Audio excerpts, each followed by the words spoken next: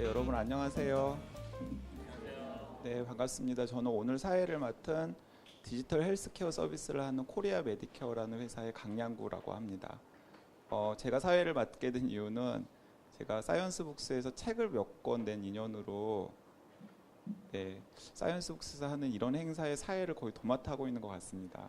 네, 사회를 잘 하지도 못하면서 네, 저는 2003년부터 지금까지 주로 과학이나 보건의료, 환경 쪽의 기사를 여러 개 써왔어요. 그리고 오늘도 이제 그 맥락에서 여러분들께 좋은 강사분을 소개해 드리려고 합니다. 여기 오신 분들은 아마 아시겠지만은 그 사이언스북스는 카이스트 출판부와 함께 카이스트 명강이라고 하는 강연 시리즈와 책을 내는 기획을 계속해서 하고 있습니다. 여태까지 4번에 걸쳐서 강연이 있었고 3권의 책이 나왔고 이번은 5번째 강연입니다. 그리고 특히 이번 강연에서는 이제 의학과 과학의 접목을 고민하고 계시는 3분의 과학자 선생님을 모시고 이제 좋은 이야기를 들어보고 있는데요. 혹시 2주 전에 이종호 교수님 강의 들으셨던 분 한번 손들어 보시겠어요? 네, 많이 겹칠 줄 알았는데 중간에 안 오신 분들이 계시군요. 네, 간단하게 복습을 해드리면 2주 전에 이종호 교수님께서는 제가 학부 때는 생물학을 전공을 했었는데 대학교 기준으로 보면은 한 학기 분량의 유전학 강의를 딱 2시간 정도에 압축해서 전달을 해주셨어요. 이제 오늘 강의를 해주실 카이스트 바이오 및 뇌공학과의 최철희 교수님께서는 대학교 학부 기준으로 하면은 세포생물학 한 학기 분량의 강의를 2시간에 압축해가지고 해 주실 것 같습니다. 네, 최철희 교수님께서는 방금 제가 여러분들께 말씀드린 대로 인체 여러 부분 중에서 세포에 특히 초점을 맞춰가지고 오랫동안 공부와 연구를 해 오셨고요. 특히 세포와 세포 사이의 신호 전달 분야의 전문가세요. 그리고 지금도 활발하게 여러 가지 연구를 진행하고 계십니다. 그래서 2시간 동안 강연 들으시고 질의응답 시간에는 최철희 교수님께서 최근에 하고 계시는 연구 중에도 굉장히 재미있는 연구가 많거든요. 질문해 보시면은 시간이 허락하는 대로 아마 소개해 주시리라고 생각합니다. 네, 큰 박수로 최철희 교수님 맞아주시길 바라겠습니다. 예, 대표님 소개 감사드립니다. 하나 양해 말씀은 제가 이 찬바람이 좀 불기 시작하면 여름이 지나서 좋긴 한데 약간 알러지 때문에 지금 목소리가 잠겨서 혹시 제가 이제 최대한 마이크를 쓰겠지만 뒤에서 소리가 안 들리시면 중간에 꼭 얘기를 해주시고요. 저도 오늘 와서 이제 들었는데 이게 3시간 강의가 2시간은 강연 형식이고 이제 마지막에 Q&A인데 원래 이렇게 그냥 클래스룸에 이렇게 한 2-30분과 이렇게 얘기를 하는 이거 일방적인 강의보다는 중간중간에도 언제든지 사실 질문을 하셔도 될 것 같습니다. 그러니까 물론 이제 좀 토론 양식이 좀 더 깊이 하는 거는 나중에 그럼 맨 마지막에 토론을 하겠습니다라고 하겠지만 중간중간에 좀 이해가 좀 어려운 최대한 제가 눈높이를 그러니까 너무 연구를 오래 한 사람들의 또 문제는 다른 사람이 뭘 모르는지 잘 몰라요. 그래서 이제 그런 수준 맞추기가 좀 어려운데 일단 최대한 노력을 해보겠습니다. 아까 이제 잘 소개를 해주셨지만 오늘 이제 강의에 크게 한 3가지 그러니까 이제 여러분이 잘 접해보지 못했던 내용들이 있는데 하나 이제 세포라는 뭐 이렇게 초등학교 때부터 세포라는 컨셉은 워낙 많이 들어서 알고 있는 것 같은데 또 너무 친숙하지만 또 모르던 부분들이 있어요. 그래서 이제 그 부분을 조금 한번 짚고 넘어가 보고 그다음에 뒤에 뭐 강의 타이틀에 세포의 속삭임이라고 그랬는데 이게 도대체 무슨 얘기냐? 그러니까 단적으로 얘기하면 이제 뭐 우리 몸이 세포로 이루어져 있다는 건 잘 알죠. 근데 한 몇 개 정도의 세포냐면 누굴 뭐 다 이렇게 뜯어서 보진 않았지만 얼추 계산을 해보면 한 60조에서 한 100조 정도의 세포로 이루어져 있다 그래요. 보통 성인의 경우에. 그러면 그렇게 많은 세포들이 지금 저 같은 경우에 이게 다 똑같은 세포가 그냥 한 덩어리로 있는 게 아니라 뭐 일사정연하게 어떤 목적을 가지고 일도 하고 뭐 이렇게 하는 그러려면 걔네들이 서로 간에 이렇게 의사소통을 해야 돼요. 지금은 뭘 할 때다. 지금은 영양분이 충분하니까 지금은 이제 후세를 만드는 뭐 그런 일을 할 때라든지, 아니 지금은 영양분이 부족하면 그런 일을 하면 안 되라 뭐 등등. 이제 그런 세포들끼리의 어떤 그 의사소통하는 부분들, 그리고 그걸 그냥 학문적으로만 그렇게 끝나는 게 아니라 최근에 이제 이제 우리가 마지막 시간에 좀 얘기할 치료 측면에서 어떤 약이라고 하는 경우는 결국은 그런 세포들끼리의 의사소통하는 거를 조금 우리가 원하는 대로 바꾸는 거거든요. 그래서 이제 그런 부분에 초점을 맞춰서 여러분들한테 좀 소개를 해드리겠습니다. 그래서 여기 한마디로 풀었죠. 그래서 생명의 신비를 푸는 것, 그래서 그거는 그냥 이해하는 건데 거기에 지나지 않고 이걸 응용적으로. 그래서 제가 지금 그 속해 있는 과가 그 바이오 및 뇌공학과예요. 그냥 생명과학. 나머지 두 분들은 의과학 대학원. 그래서 이제 그 카이스트의 이제 의사 출신들을 이제 대학원생으로 받아들여서 군의관 가서 하는 대신에 대학원 과정을 마치면 이제 군복무를 마치는 그런 프로그램이 있어요. 그런 걸로 해서 이제 의사들이 워낙 연구하는데 좀 어려움이 있으니까 그런 그 일하는 사람들을 키우는 그런 대학원에 두 분은 계시고, 저 같은 경우는 뭐 셋 다 이제 MD입니다. 전부 다 우연히 연대 의대 출신들로 다 이렇게 되어 있는데 저는 좀 약간 다른 베이직 사이언스뿐만 아니라 그걸 실제 응용을 해서 뭐 궁극적으로는 뭐 다들 나중에 환자 인류를 위해서 쓰고자 하는 거긴 하지만 좀 더 스탠스가 틀린 거예요. 어디를 쳐다보느냐. 그래서 오늘 강의도 좀 그런 측면에서 좀 여러분들한테 소개를 더 해드리려고 합니다. 설명해 주신 대로 제 이름은 최철희고요. 대학교로 따지면 학번은 이제 8호 학번이에요. 이제 의대를 마치고 전부 다 이제 의대 출신이긴 한데 제가 제일 선배입니다. 그리고 저 같은 경우는 이제 그냥 의대만 마치고 연구를 한 건 아니고 하고 인턴 레지던트에서 이제 전문의까지 다 했어요. 신경과라고 해서 보통 치매나 뭐 뇌졸중, 뭐 전간증이라고 하는 이제 간질 뭐 이런 거를 보는 과인데 여기 하고 나서 이제 미국에 이제 마치고 나서 포닥이라는 박사 이후에 하는 과정에 가서 이제 아예 전공을 바꿔서 한 20년 넘게 지금은 이제 연구를 하고 있습니다. 그래서 제일 중요한 건 우리가 이제 2시간, 3시간 동안 뭐 할까 하는 거. 그러면 우리가 끝날 때쯤엔 이걸 우리가 다 만족을 했는가를 한번 보도록 하죠. 그래서 뭐 벌써 다 정의가 나옵니다. 세포란 생명의 최소단이다라고 되어 있는데 한번 다시 이제 여쭤볼까요? 왜 이게 최소단이냐? 너무 당연한 것 같은데도 실제 따져보면 당연하지는 않습니다. 그래서 이 세포를 이해함으로써 복잡한 생명 현상을 이해하고자 하는 게 아까 이제 대표님도 잠깐 설명해 주셨지만 생물학 분야에서 세포 생물학이라고 부르는 이제 분야가 있는데 뭐 그런 분야를 좀 설명을 드리고요. 그다음에 이제 거기에 끝나는 게 아니라 실제 환자 치료에 이러한 지식들이 응용이 되는 것들을 보겠습니다. 그래서 파트는 3개인데 이걸 적절히 뭐 시간 되는 데 따라서 한 번에 휴식 시간을 두고 한 2시간 정도에 나눠서 하고요. 맨 마지막 시간에는 Q&A 시간을 할게요. 그래서 한 3-40분 정도는 다 아는 것 같지만 세포가 무엇인지 한번 보고 아마 역사적으로도 한번 보고 우리가 몰랐던 부분들을 한번 짚어보고요. 그 다음에 이제 메인 컨셉인 세포들끼리 어떻게 의사소통을 하는지 이해를 해야 그 다음에 나중에 어떻게 응용하는지 알 거 아니에요. 이제 제일 마지막은 실제 그러한 세포들이 쓰는 언어를 하나의 약으로 만듭니다. 이제 그런 것들을 실제 예를 가지고 여러분들한테 설명을 드리도록 할게요. 자, 이제 기본 처음으로 이제 한번 가봅시다. 세포는 영어로는 셀이라고 불러요.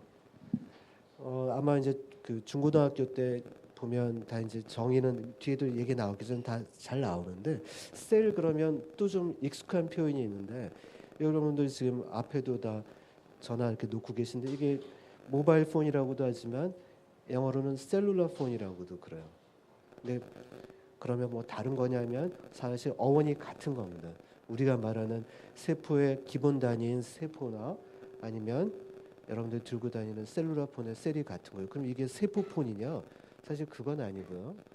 원래 그 셀이라는 어원이 어떤 거죠? 뭐 다 아시겠지만 어떤 방, 조그만 방이란 뜻이죠. 이때 뒤에 나오지만 이 처음에 세포를 방이란 이름으로 붙일 때는 로버트 후크라는 분이 이 양파 껍질을 관찰하면서 이제 세포에 어떻게 보면 이제 세포 벽이라고 하는 세포를 원래 싸고 있던 하나 구조 남은 거를 보고서는 뭔지는 모르지만 이게 수도승이 이렇게 있던 조그만 방과 같다 그래서 이제 이름을 붙였던 거예요. 그러면 여러분들 쓰는 이거는 왜 방이라고 붙였죠?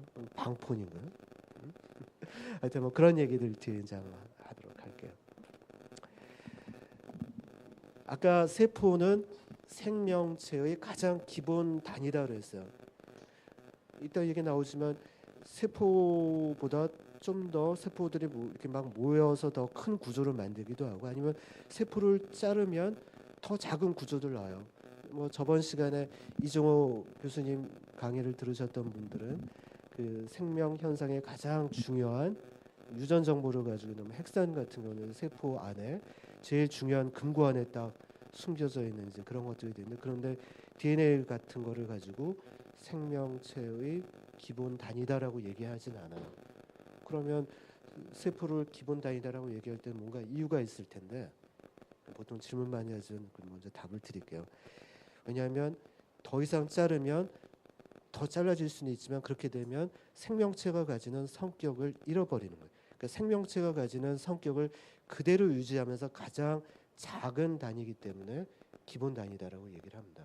이제 그러면 세포의 특성을 보려면 뭐 먼저 생명체의 특성을 한번 쭉 리뷰를 해보면 그게 세포의 특성이 그대로 되니까 뭐 우리 뭐 처음에 중고등학교 때 가면 생물, 무생물 가르는 뭐 그런 얘기처럼 그냥 편안히 앉아서 한번 얘기를 들어보시죠.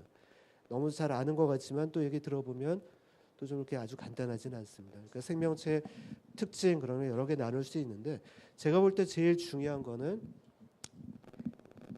살아있다라고 하는 거는 항상 뭐 이렇게 움직인다는 뜻이에요.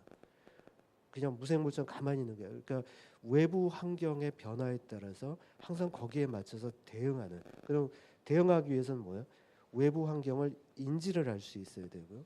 그럼 그거를 적당히 내가 판단을 해서 아까 얘기한 대로 내가 이제 단세포 세포 아주 간단한 세포라고 하더라도 이 세포는 이게 이제 자식을 만들 때 우리처럼 복잡한 과정을 하는 게 아니라 세포가 그냥 두 개로 딱 분리가 돼서 만드는데 그렇게 하려면 에너지가 많이 소비가 돼요.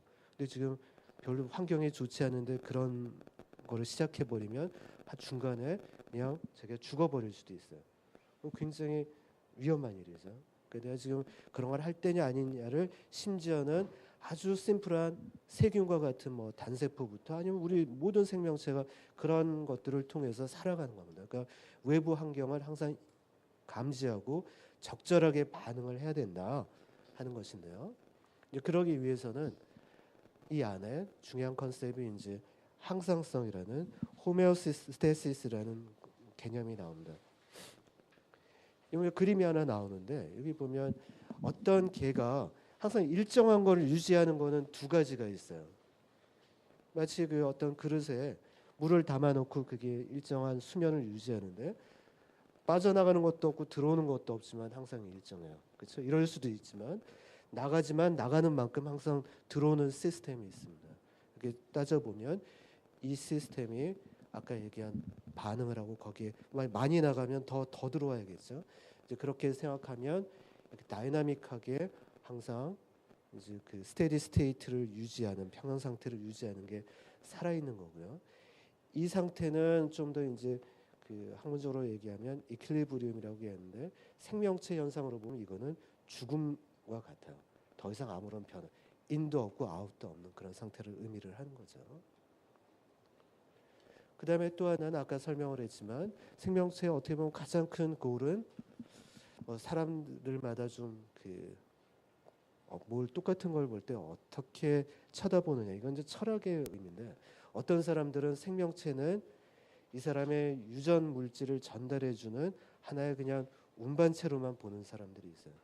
그러니까 우리의 생명의 모든 목적은 내가 가지고 있는 유전 물질을 그 다음 후세에 전달하기 위해서 적당히 살고 그 다음에 배우자를 만나서 그 다음에 후세를 만드는 게 생명체의 목적이다. 뭐 그게 맞는지 틀리는지는 그거는 뭐 개인 판단이지만 그런 후세를 만드는 과정을 영어로는 reproduction이라고 합니다. 뭐 앞에 re자가 붙으니까 재생산 다시 만드는 거냐 뭐 그렇게 해석할 수도 있지만 이거는 생식을 의미하는 그러니까 후대를 만드는 그런 과정이고요. 후대를 만드는 과정은 뭐 여기 그림에 딱 표현되지만 한 두 가지 형태가 있어요. 똑같이 현미경으로 본 건데 이거는 굉장히 사실 고배율로 본 겁니다. 뒤에 설명을 하겠지만 이거는 하나의 그냥 세포가 생명체를 이루는 우리가 단세포 생물이라고 얘기하는 여러분들 아침에 이제 화장실 가서 보는 그 물질의 한 반 정도가 사실은 저 세균으로 이루어져 있는데 대장균, 그러니까 그 대장에 사는 균을 찍은 거예요. 근데 이렇게 이런 모양으로 막대기처럼 생긴 그 영어로는 rod shape의 ROD 그렇게 이제 생겼습니다. 막대기. 근데 얘네는 어떻게 증식을 하나요? 아까 설명한 대로 이렇게 자기가 길어졌다가 가운데가 잘라지면서 이분법으로 되는 거죠. 그러니까 대장균 같은 경우는 환경을 아주 적절히 해주면 20분에 한 번씩 이렇게 분열을 하면서 2배씩이 되는 거예요. 그래서 이론적으로는 대장균 하나를 놓고서는 얘가 한 밤새도록 분열을 하면 크기가 지구만큼 커질 수 있어요. 계속 20분마다 2배씩 되니까 2승, 2승, 2승 이렇게 되면 근데 실제로 그렇게까지 되죠. 그렇게 되면 이제 배가 터져야 되잖아요. 근데 그렇게 안 되는 이유는 자라다 보면 당연히 영양분도 고갈이 될 거고요. 그 서로 뭐 경쟁을 제한된 리소스를 가지고 사는 거니까. 혹은 이제 얘가 살면서 나오는 노폐물 같은 걸로 옆에 있는 세포들의 이제 증식이 늦춰지기 때문에 그게 증식을 하다가 이제 어느 정도 딱 멈춰지는 상태를 여기 보면 뭐 이건 이제 실시간으로 하는 게 아니라 뭐 예를 들어서 1분에 한 컷씩 찍은 거를 쭉 보여주면 이렇게 됩니다. 옆에 있는 사진은 뭐냐면 일단 이제 설명을 드릴 처음으로 사람 세포를 시험관에 키운 이제 그거를 그 처음 공효자 이름을 따서 힐라 세포라고 이름을 붙이는데요. 그 세포를 이렇게 염색해서 보면 이렇게 핵이 분리가 되면서 이렇게 분리가 됩니다. 그러니까 우리 몸도 이렇게 분리가 되지만 사실 우리가 후대를 만들 때 이렇게 세포 분열을 해서 뚝 팔이 떨어져서 나오지는 않죠. 그러니까 우리 같은 경우는 유성생식이라고 하는 어떤 섹스를 통해서 섹슈얼 리프로덕션을 합니다. 근데 그러면 우리가 이제 그 두 사람의 개체가 만나서 하나의 개체를 만드는데 그럼 유전 물질을 줄 거 아니에요. 근데 나도 똑같은 내 유전 물질을 다 주고 반대편도 주고 하면 이 후대는 어때요? 유전 물질이 항상 2배씩이 될 거 아니에요. 그러면 가면 갈수록 온몸이 다 유전 물질을 가득 차버릴 거예요. 그러면 안 되죠. 그래서 그 우리처럼 유성생식을 하는 경우는 유전 물질의 반만 줍니다. 그리고 나도 반, 상대 배우자도 반해서 그거를 섞어서 하나를 만드는 거예요. 그러니까 똑같은 부모로부터 형제가 나도 똑같이 생기지 않은 이유가 내 유전 물질의 반을 나눌 때 그 반이 어떻게 해서 조합이 될지는 굉장히 여러 가지 조합이 있는 거죠. 그러니까 거기서 힌트가 있어요. 유성생식을 하는 경우는 그러니까 이제 이런 그냥 배우자를 만나지 않아도 하는 걸 우리가 이제 그런 성이 필요 없다 해서 무성생식이라고 하는데 장단점이 있습니다. 그러니까 무성생식은 아까 얘기한 대로 20분에 한 번씩 할 정도로 굉장히 간편해요. 그리고 배우자를 만나기 위해서 뭐 노력을 들일 필요가 없어요. 그리고 누구 뭐 예쁜 사람을 아니면 좋은 사람 배우자를 하기 위해서 상대편과 싸울 필요도 없고 뭐 이렇게 밀고 당기고 할 필요도 없고 그러면 왜 우리 같은 경우는 유성생식을 할 거냐? 아까 설명한 대로 똑같은 사람이 나와서 배우자 그러니까 자식을 낳아도 유전 물질이 굉장히 다양한 그러니까 유전적인 다양성을 만들 수 있어요. 그거는 왜 중요하냐? 전체 집단으로 보면 여러분들 한 몇 해 전까지만 해도 우리나라에 황소개구리가 굉장히 문제가 됐어요. 그러다가 최근에 뭐 신문에서 황소개구리 들어보신 적이 있나요? 별로 없어요. 왜 다 없어졌나요? 환경부에서 한 마리 잡으면 2만 원씩 준다고 그러니까 아니 몸에 좋다고 하니까 다 잡아먹어서인가요? 사실 그렇지는 않아요. 몇 가지 설이 있는데 가장 이제 설득력이 있는 거는 그 황소개구리가 처음에 우리나라에 들어왔을 때 몇 마리가 이제 탈출해서 걔네가 계속 증식을 하게 되다 보니까 이게 일종의 다 근친상간인 거예요. 그러다 보니까 다 그냥 유성 물질이 비슷한 클론과 같은 쌍둥이에요. 그러면 누구 한 사람이 어떤 병원체에 약하면 다 똑같이 약해버리는 거예요. 근데 사람 같은 경우에 다 틀린 경우는 누구는 약해서 안타깝게 돌아가시지만 딴 사람은 굉장히 저항성이, 그러니까 전체 집단으로 봐서는 유전 물질이 다양하다라고 하는 거는 이 집단이 서바이브 하는 데는 굉장히 중요합니다. 이제 그런 것들을 이런 유성 생식을 통해서 우리는 얻어가는 거예요. 그렇기 때문에 그렇게 힘들고 복잡하지만 그런 과정들을 계속 유지하는 거고. 하지만 단점이 있죠. 만약 모든 뭐 재난이 있어갖고 지구상에 한 100명이 살아남았는데 다 남성이거나 여성이에요. 그러면 어때요? 이제 그 다음 제너레이션은 인류는 없는 거죠. 그렇죠? 그런 한계는 있습니다. 그런 거에 비해서 이거는 하나만 살아남아도 다시 되는 거죠. 그럼 얘네는 유전적인 다양성을 어떻게 그럼 확보를 하느냐? 얘네도 그런 게 필요할 거 아니에요. 얘네 같은 경우는 실제 이렇게 분열을 할 때 유전 물질을 결국 카피 앤 페이스트를 하는데 그 카피 앤 페이스트하는 복사기가 좀 기능이 떨어져요. 다른 말로 하면 돌연변이가 굉장히 많아요. 그래서 실제 자식을 만들어낼 때 돌연변이하다 보면 불량품이 생겨요. 그래서 많은 부분은 제대로 펑션 못하지만 그 중에 하나 굉장히 우등한 애가 생기면 그런 걔네가 또 개체를 하는 이제 그러한 전략으로 살아남습니다. 어떤 그러한 양식을 가지고요. 그다음 또 하나는 세포나 생명체의 특징은 우리 뭐 지금 아마 점심들 다 먹고 오셨겠지만 또 이렇게 오후 내내 집중을 해서 이렇게 들으려면 먹은 거를 흡수를 해서 그거를 에너지 대사를 해서 우리가 깨어 있게 만드는 뭐 자동차가 가솔린 없으면은 금방 멈추는 것처럼 우리 이렇게 필요합니다. 이제 그러한 어떤 물질이 들어와서 우리가 에너지를 만드는 과정을 대사라고 하고 그런 과정을 통해서 우리가 에너지를 얻어냅니다. 그런 과정은 이 안에 세포 안에 보면 그림은 이렇게 그렸는데 예전에 저희 어렸을 때는 톰과 제리라고 하는 그런 그 카툰이 있었는데 거기 보면 제리가 항상 톰을 그러니까 고양이를 이제 혼내주기 위해서 뭔가 덫을 만들어 놓고 그걸 고양이 하나 건드리면 뭐 그 도미노처럼 쭉 하면서 나중에 이제 캣을 톰을 골탕 먹이는 이제 그런 게 있는데 그런 것처럼 뭐 하나가 되면 연쇄적으로 쭉 되는 이제 그런 과정을 보여주는 거예요. 그걸 왜 보여줬냐? 이건 뭐 아주 간단히 그려놨지만 세포 안에서 어떤 물질이 쭉 대사가 되는 과정 혹은 여기는 아까 세포들끼리 어떤 얘기를 전달을 할 때 주로 이제 세포는 아까 언어라고 얘기했지만 한 가지 물질을 다른 세포에게 전달해 줍니다. 그러면 그 물질이 옆에 있는 세포에 가서 똑똑똑 노크를 해요. 그래서 뭔가 하나를 탁 건드리면 그 건드리는 거 하나가 밑에 도미노 현상처럼 쭉 다른 순차적인 어떤 반응을 일으켜서 결과적으로는 그 세포의 어떤 행동을 바꿉니다. 예. 결국 이제 그런 게 어떤 약의 이제 근본이 되는데요. 이제 그런 과정들을 뭐 대사라고 이제 이해를 할 수 있습니다. 마지막으로 또 생명체는 가장 큰 특징이 굉장히 복잡하다. 그거 뭐 제가 설명 안 해도 아마 아실 거예요. 굉장히 복잡하고 우리는 그 구조를 이해할 때 뭐라요? 계층적인 구조로 우리는 이해를 하고 있습니다. 이게 도대체 무슨 말이냐? 이번 제가 이제 칼툰을 그릴 때 이제 제 그림을 그려놨는데 우리의 그 의과학자들, 뭐 생명과학을 하는 모든 사람들의 가장 큰 목적은 이게 사람의 몸이 어떻게 이게 이루어져 있고 어떻게 이게 작동을 하고 있고 그다음에 문제가 생긴다는 건 질병인 거죠. 그 질병이 왜 생기고 그거를 어떻게 치료를 할까 하는 걸 이해하는 건데 문제는 이거 보고서는 완벽히 이게 다 어떻게 작동하는지를 알면 좋겠지만 우리의 지식으로는 그렇게 이해하기가 너무 어려운 거예요. 너무 복잡하기 때문에. 우리가 보통 과학이라는 건 뭐예요? 과학은 우리가 흔히 얘기할 때 원인과 결과를 찾는 거예요.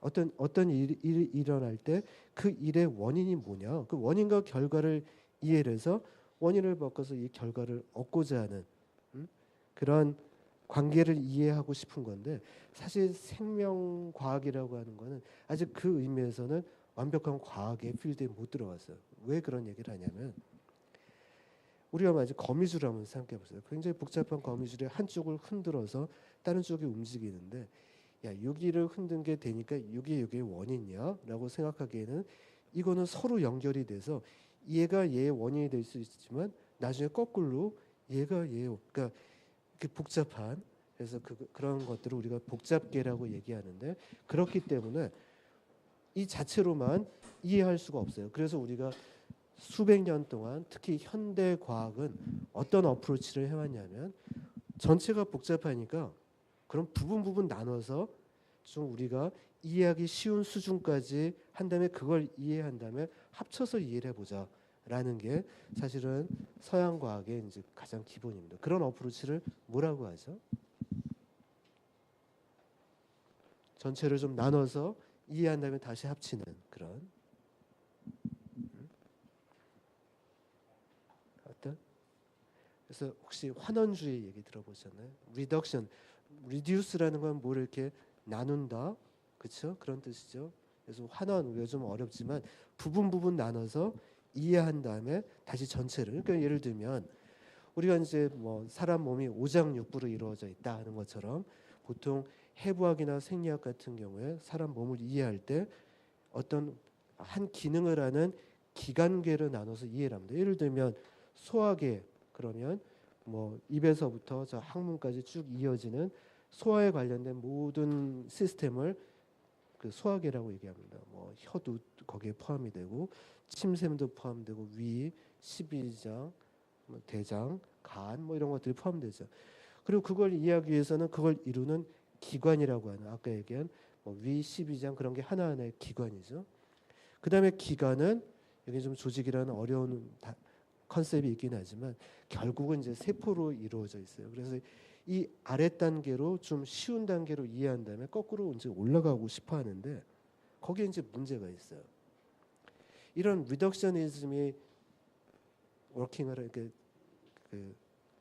우리가 이해를 하려면 그 시스템 자체가 선형이어야 됩니다. 이건 또 무슨 얘기야? 이거 뭐 이렇게 어려운 선형이라는 건 무슨 얘기냐면 1 더하기 1이 2가 되는 게 선형이에요.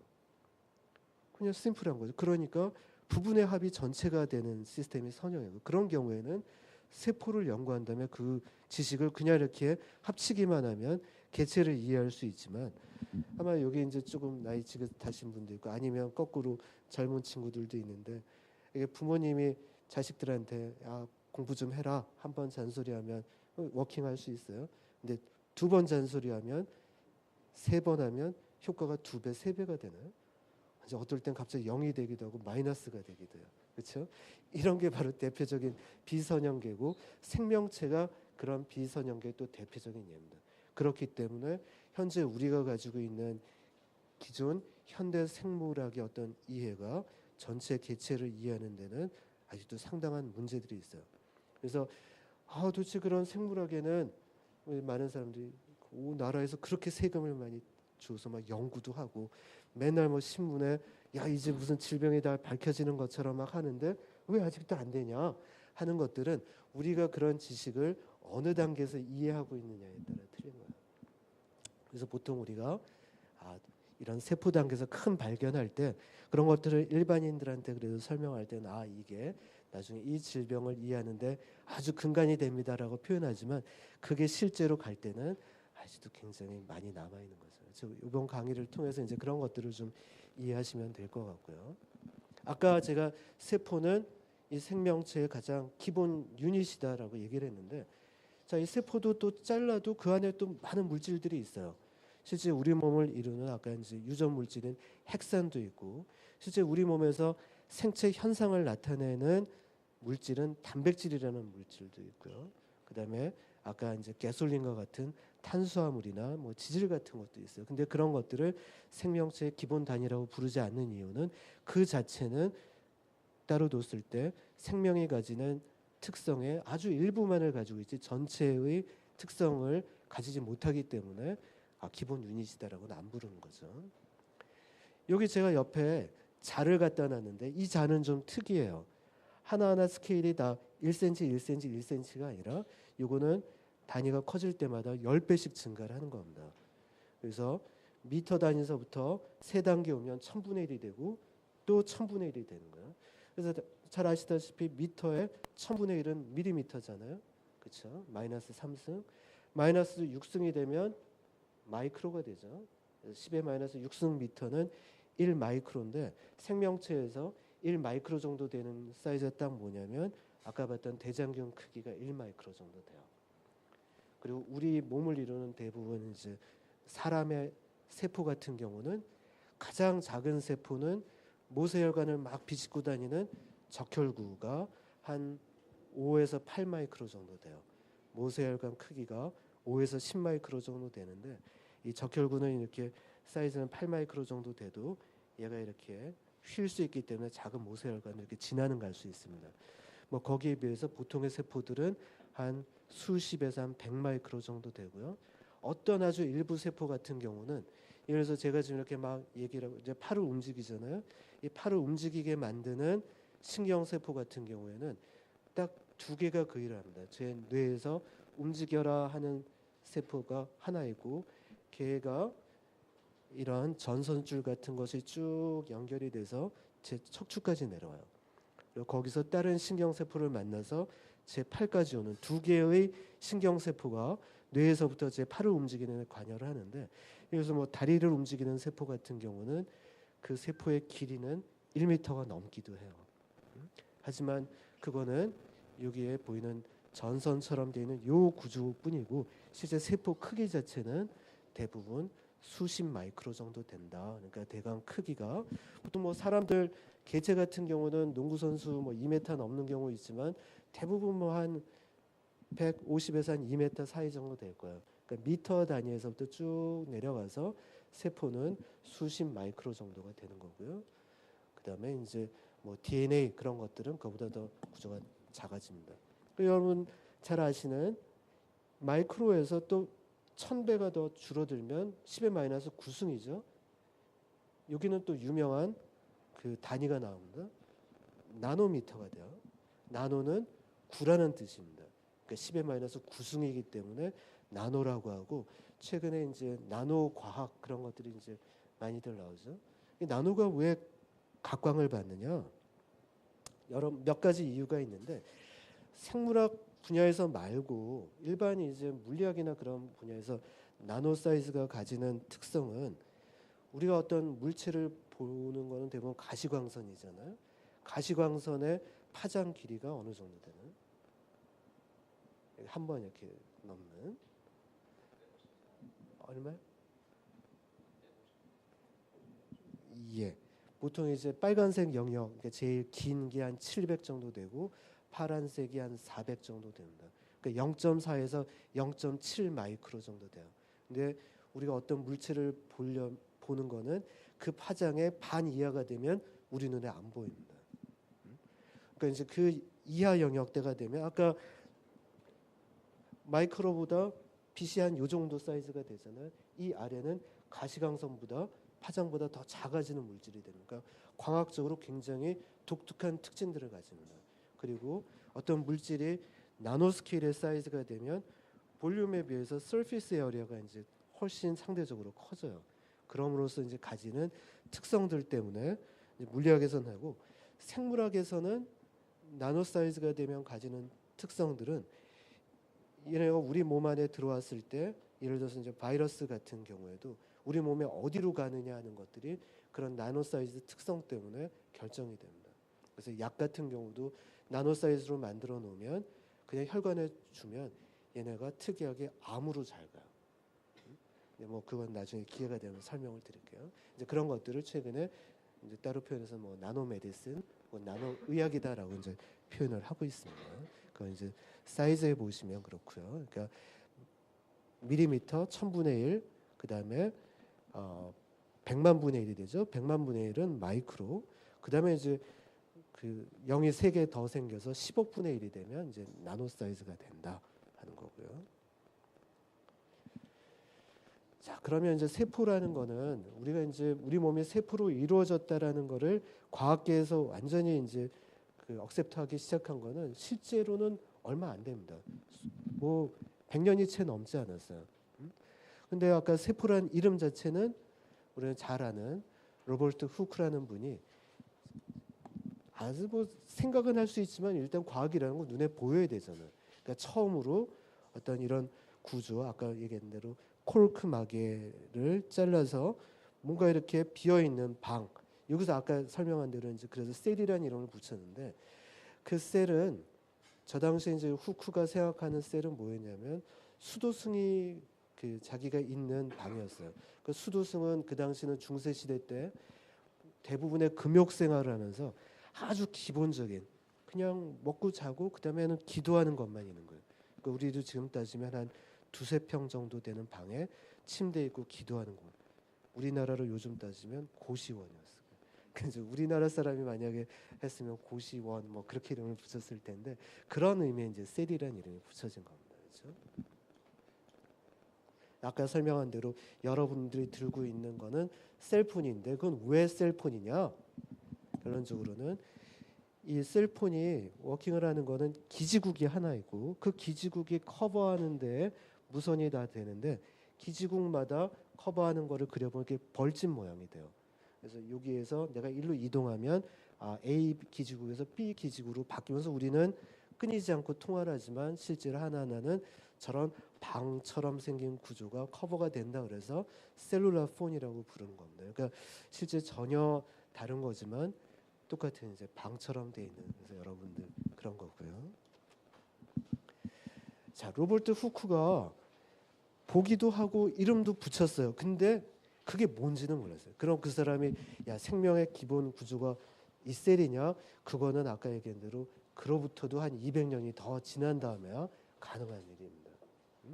그러면 이름은 붙였는데 그게 생명체라는 생각은 못했고 실제 생명체는 1년 후에 로버트 후크가 만든 다음에 이 사람은 원래는 그 직업이 비단 장수였어요. 그런데 그 취미가 뭐냐면 유리를 손으로 깎아서 렌즈를 만드는 겁니다.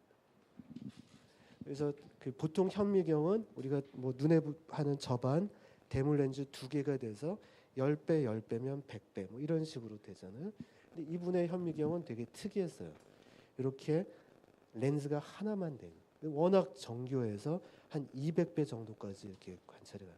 요즘도 굉장히 비싼 현미경들 보통 이제 실험실에서 쓰는 아주 좋은 현미경들 뭐 수억을 넘는데 거기에 이제 렌즈 하나가 굉장히 비쌉니다. 그런 렌즈들은 아직도 사람이 깎아요. 실제는 로봇이나 기기가 훨씬 정확할 것 같지만 사람 손을 이길 수가 없습니다. 근데 뭐 이분이 벌써 이제 수세기 전에 그런 일을 하셨죠. 여기 한번 다시 한번 클릭 좀 해주시겠어요? 그래서 이분이 이 현미경을 가지고 뭐 이것저것을 막 봤는데 뭐를 봤냐? 자기 집에 뒤에 있는 그 웅덩이에서 물 한 방울을 따가지고 이렇게 현미경을 봤더니 물론 그분이 찍은 사진은 아니겠죠. 지금 현대 현미경으로 찍은 거지만 이런 식으로 뭔가 살아 움직이는 아주 조그만 물질을 봤어요. 그래서 그거를 동물인데 너무 작다 해서 애니멀 큐리다 소동물이다라고 이름을 붙이고 뭐 현재 이분은 그러니까 마이크로바이올로지 미생물학의 아버지라고 이름을 붙여줍니다. 그래서 처음에 이제 비단 장수였던 사람이 이제 그때 과학계에 아주 대두가 됩니다. 그런 걸 발표하시면서 그러니까 이제 과학계에 대두가 되니까 그다음에 그때는 이제 다 도제식으로 이제 하는데 이제 수화생 중에 한 명이 의사가 들어왔어요. 비단 장수 밑에 의사가 이제 제자로 들어옵니다. 그래서 이제 이 제자는 자기도 자기 나름대로 현미경을 만들었는데 그 현미경 꼭 문고리처럼 생겼어요. 근데 뭐 이걸 가지고 의사다 보니까 이거 한번 클릭을 해주시겠어요? 관찰을 했는데 뭐냐면 좀 사람 몸, 아니면 동물에서 나온 거를 관찰하기 시작했어요. 근데 이 사람은 처음 뭘 봤냐면 그 동물의 정액에서부터 봤더니 이렇게 꽁꽁꽁 움직이는 사람 움직이는 걸 봤어요. 그래서 이게 뭐냐? 그리고 그 당시만 해도 이게 아까 유성생식을 할 때 이게 정액이 가서 이게 사람이 만들어 아니면 후대가 만들어지는데 그때만 해도 굉장히 좀 남성 좀 도미넌트한 그런 것들이 됐죠. 그래서 가는데 여성은 영양분만 제공을 하고 우리가 보통 난자라고 하는 에그는 영양분만 주고 남자 몸에서 가는 저게 실제 사람이 들어있다라고 생각을 했어요. 그래서 자세히 현미경을 보고 최근에 이제 요즘도 좋은 논문 내면 네이처란데 이제 저널에 실거든요. 그 당시 네이처에 이렇게 봤더니 그 안에 사람이 들어있다라고 논문을 실었어요. 응? 그러고 나서 재밌게도 한 2, 30년 동안 여러 사람들이 소의 정자를 봤더니 소가 들어있고 염소에는 정자에는 염소가 들어 뭐 이런 식으로 다 페이퍼를 내면서 서로가 맞다라고 막 박수를 친 거예요. 그리고 누군가 아닌데 나는 안 보이는데 그러면 너는 현미경이 안 좋아서 너는 기술이 안 좋아서 그리고 한 2, 30년 동안 과학계를 완전히 이제 다른 쪽으로 잡아갑니다. 그러니까 이 얘기는 어떤 과학계에서 그 당시에 뭐 대가가 정말이라고 하는 게 반드시 다 맞는 건 아니에요. 이 당시는 이 사람들은 이런 현미경이나 이런 작은 생명체를 보는데 정말 대가였거든요. 그러니까 아무도 그런 얘기를 못했던 거죠. 이렇게. 근데 지금은 이렇게 생각하는 사람은 없습니다. 그렇죠? 아까 얘기한 대로 온전한 사람이 들어가서 이게 커지는 게 아니라 그 유전 물질이 반이 가서 실제 여성으로부터 반이 와서 이제 하나가 만들어지는 거죠. 자, 그리고 이런 세포는 뒤에 이제 우리가 약을 이해할 때도 반드시 중요한데 그냥 우리 몸을 이루는 것뿐만 아니라 여기서 좀 떼내서 우리가 60조로 이루어져 있는데 얘가 하나로 이루어져서 하나의 개체가 이루지만 일부를 떼내서 바깥에서 인위적으로 키울 수도 있어요. 아마 여러분들 중고등학교 때 이렇게 솜 같은 걸로 입안을 이렇게 해서 쭉 하면 이제 세포들이 보입니다. 근데 그 세포는 그 순간은 살아 있어요. 그런 애들을 아까 대장균처럼 영양분을 충분히 주고 잘 키우고 그러면 걔가 무한 증식을 할까요? 사실 우리의 몸을 이루는 대부분의 세포들은 아주 좋은 환경을 해주면 한 10번 정도까지는 분열을 할 수 있어요. 근데 10번 정도 분열하고 난 다음에는 모양이 바뀌면서 우리가 현미경적으로 보면 모양이 바뀌는 게 원래 모양보다 훨씬 커지면서 그 다음에 딱 붙어서 꼼짝도 안 해요. 그 마치 나이 들면 이렇게 딱 귀찮아갖고 소파에 앉아갖고 꿈쩍도 안 하는 것처럼 세포도 그렇습니다. 그래서 이 세포 생물학자들은 세포가 늙었다라고 얘기를 합니다. 그래서 그거는 세포 안에 시계가 있다라고 표현해요. 생체 시계가 있는데 그 생체 시계는 내가 몇 번 분열했는지를 기억을 하고 있어요. 그래서 어떤 임계점에 도달하면 더 이상 분열을 하지 않습니다. 그건 우리 몸에 굉장히 중요한데 그 시계가 깨진 세포가 딱 두 개가 있어요. 하나가 줄기세포고 하나가 암세포입니다. 그거 이제 나중에 설명을 드릴게요. 그래서 세포를 우리가 이제 그 1900년대 초반에 이제 아까 현대 생물학의 가장 시작은 간단한 것부터 시작했다 그랬잖아요. 그러니까 이제 세포를 키우고 그거를 바깥에서 연구를 하고 이제 거꾸로 이해를 하고 싶었는데 그러자면 사람 몸도 이해하려면 사람 세포를 좀 오랫동안 키울 수 있어야 되잖아요. 여러 사람들이 막 트라이를 했어요. 다른 동물 세포들은 그래도 다 성공을 했는데 사람 세포는 어지간해서 아까 얘기한 대로 한 며칠은 키우는데 그 다음에는 늙어버리고 그다음 좀 있으면 죽어버려요. 야, 이거 어떡하나 뭐 그러고 있다가 1950년대에 이 게이라는 볼티모어의 의사, 이름이 좀 이상하긴 한데 병리학 의사예요. 이분이 성공을 하고 그 이름이 HELA라는 힐라라는 세포입니다. 힐라라 세포가 사람의 세포로서는 몸 바깥으로 나와서 처음으로 이제 큰 세포고요. 그거를 일반적인 광학 현미경에서 보면 우리 몸은 이렇게 보면 이렇게 다 피부가 있고 살색으로 보이고 머리 까맣고 실제 우리가 보는 건 피부를 투과해서는 못 보죠. 우리 몸이 세포로 돼 있으니까 그럼 세포도 색이 있고 다 그럴 것 같지만 실제 세포를 현미경에서 이렇게 키워서 보면 저기 보이는 것처럼 대부분은 투명해요. 근데 세포는 투명한데 우리는 왜 안 투명하죠? 예? 빛이? 그러니까 투명하다는 얘기는 어떤 물체를 빛이 만났을 때 이렇게 통과하면 이제 투명한 거잖아요. 색이 있다라는 거는 그게 투과가 되는 게 아니라 일부의 빛을 반사해서 우리 눈에 들어오면 그게 색으로 보이는 겁니다. 그러니까 백색광이라는 건 빨주노초 파남보가 다 있는데 투과를 하다가 다른 거는 흡수를 하고 얘가 빨간색만 내뱉으면 실제 얘는 빨간색 말고 다른 거는 다 가지고 빨간색만 싫어하는 건데 우리 눈에는 붉은색으로 보이는 거예요.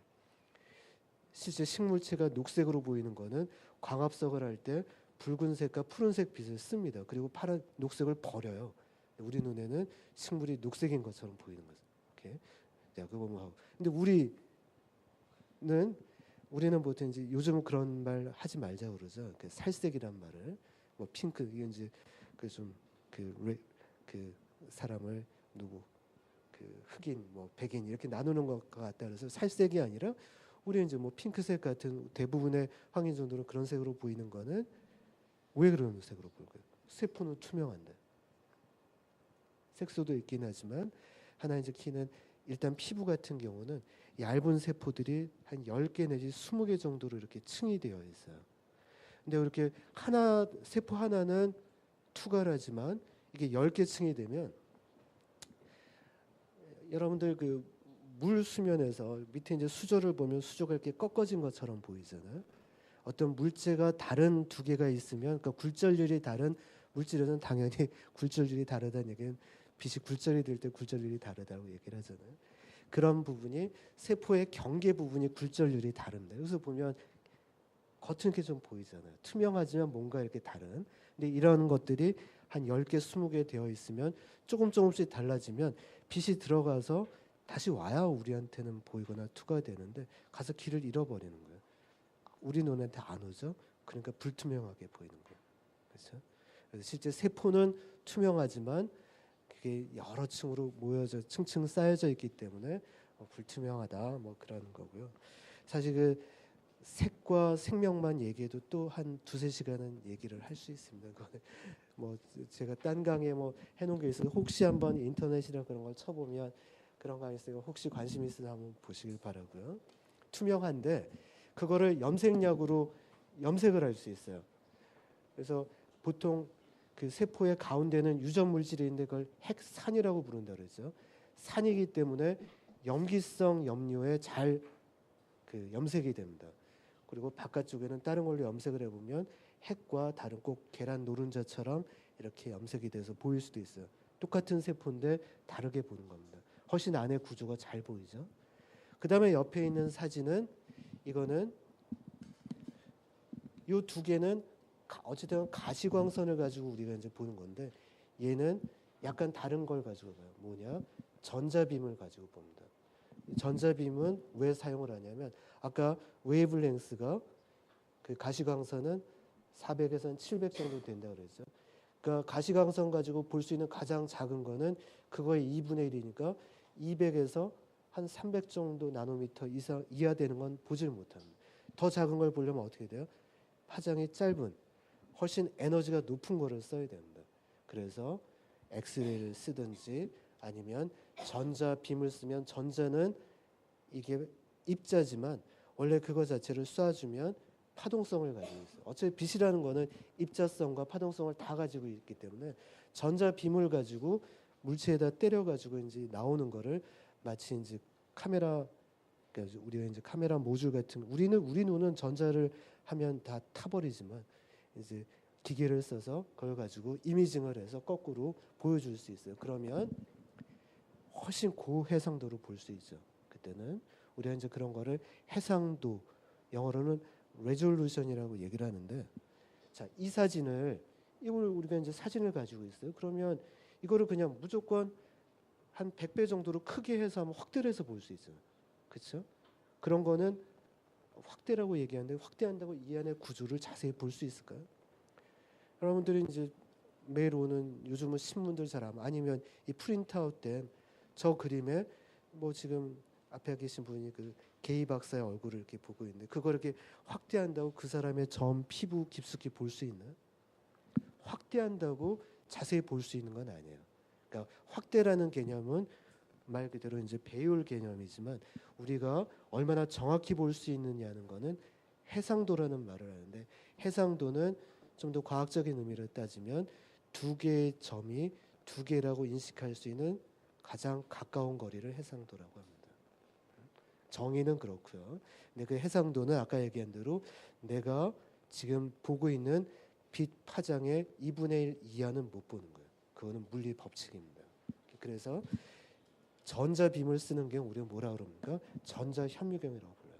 그런 경우에는 전자빔 같은 경우는 파장대가 수 나노미터까지 될 수 있기 때문에 나노 사이즈까지 보일 수가 있어요. 그래서 세포를 마치 그냥 이렇게 내가 직접 보는 것처럼 저런 구조로 볼 수 있어요. 그리고 이 세포를 이제 딱 보면 이것만 봐도 세포를 연구하는 사람들은 아 이건 암세포다라고 알 수 있어요. 왜냐? 자 볼까요? 여기 보면 한 몇 개 정도의 세포가 보이나요? 아니 뭐 열 몇 개 보이죠? 그런데 보면 이 세포가 어때요? 아까처럼 세포가 지금 분열을 하고 있어요. 그렇죠? 여긴 더 없나요? 여기도 좀 분열하는 것처럼 보이네요. 그 열 몇 개 중에 두 개가 보여요. 여기 같은 경우는 자 어디 있나요? 얘도 좀 분열하는 것처럼 보이고 분열해서 막 돼 있고 그런 것들이 보입니다. 뭐 분열하고 있죠.